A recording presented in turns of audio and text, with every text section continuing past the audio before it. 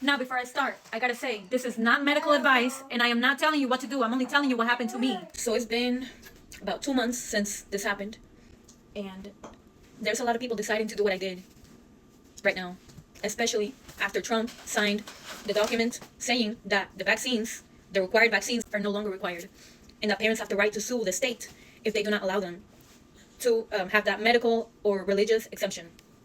So it happened about 2 months ago. I ended up taking my child to his pediatrician for the first time.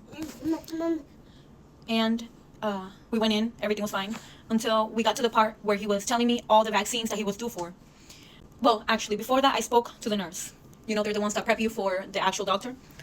And I spoke to the nurse, and I was letting her know we're not going to do any vaccines. And she just stared at me like there was a unicorn horn coming out of my forehead. And then said, okay, stared at me up and down, and then left the room. And then the pediatrician came in, the man that I picked for my child to, I guess, see him every couple of months. So everything was going fine. He was asking me about all the milestones, where he sleeps, all the normal questions, until we got to the part where he started telling me all the vaccines that he was due for. And I was letting him know I'm not planning on doing any. And then he looked confused. He's like, none at all, like not even the ones that he's due for right now. And then none in the future. And I'm like, no, none of them. I'm not doing any. And then he's over here. He spent a good, like maybe 30 minutes trying to still convince me to give him all his shots. I had already made up my mind. He was over here telling me like, oh, he's gonna do this and that. He's gonna get super sick.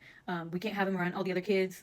He's gonna have to be put in a place away from all the other kids if he gets all these weird viruses. Like pretty much trying to scare me into getting him all his vaccines. And then once he realized that I had made up my mind, like he was not gonna convince me at all.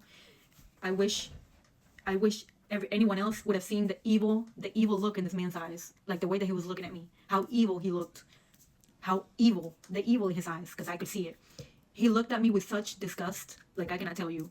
So he pretty much told me that I had to sign this document saying that I took full responsibility for whatever happened to my child if he didn't get all his vaccines. And I ended up having to cross out like the bottom of the page. This is what it said, and I'm going to read it word for word.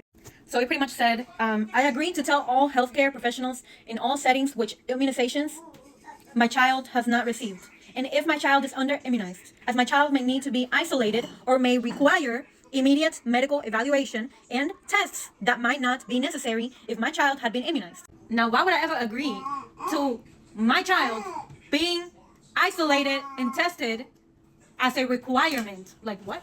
Who would agree to that? So me being the person that I am, of course, I read the whole thing and I crossed that out because why would I do that? I ended up asking for a copy of the document. And then as I was leaving, the pediatrician decided to ask me, as I was walking out the door, he said, well, why did you cross this out? Why didn't you agree to the whole thing?